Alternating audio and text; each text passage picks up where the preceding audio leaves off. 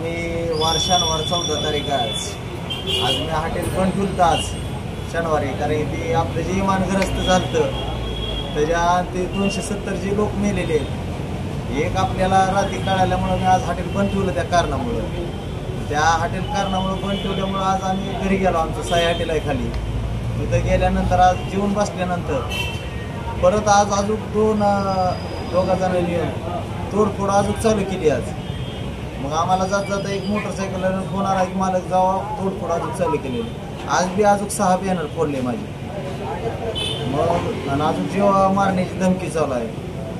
आमच्यापाशीच का की हॉटेल भाग्यश्रीला का दिसायला लागला, कष्ट करून पुढं चालल्यामुळं या कशामुळं ते आम्हाला काय कळा नाही. आमची एक मागणी घ्यायच्यावर कठोर कारवाई करून केस तरी केलेली घेतलेली आणि आपण फोन लावलेला पोलीस गाडी आलेली. पोलिसाचं भरपूर सहकार्य झालेलं आहे, त्यात काही नाही. आपलं फोन लावल्या गाडी आलेली 10 रुपये आणलेले, आरोपी घेऊन आलेले, त्याचं काही नाही. साथ दिलेली पोलिसांनी आपल्याला.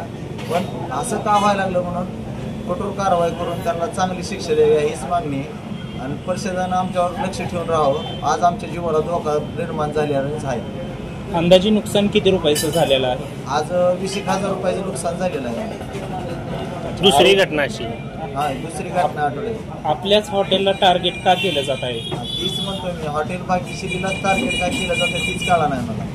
आम्ही नवरा त्या कष्ट करून आज खायला लागला. चोऱ्या करून तर खात नाव आज आम्ही. आज कष्ट करून खातो आम्ही भरपूर. आज सकाळी 6 वाजता उठतो, 10 वाजता हॉटेल बंद केलं तरी आम्हाला सगळं ब्रेकग्राऊंड गोळा करून घरी जायला 1 वाजते. तेव्हा जेवतो आम्ही एक टाईम. तरी इतकं कष्ट करून सगळे सोडून आमच्यावरच फक्त अत्याचार काम म्हणून आम्ही परिषदेला लय म्हणलेला की गेल्या बऱ्याला म्हणलं होतं, आताही म्हणलं होतं. त्याच्यावर कठोर कारवाई करून जरा परिषदेनं आमच्यावर लक्ष द्यावं हीच आमची मागणी. आरोपी कोण आहे, ते काय आहे, याबाबत काय माहिती?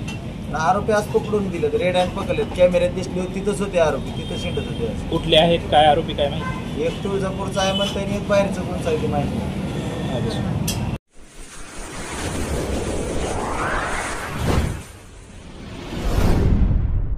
वीर महाराष्ट्र न्यूज चॅनलला लाईक आणि सबस्क्राईब करा.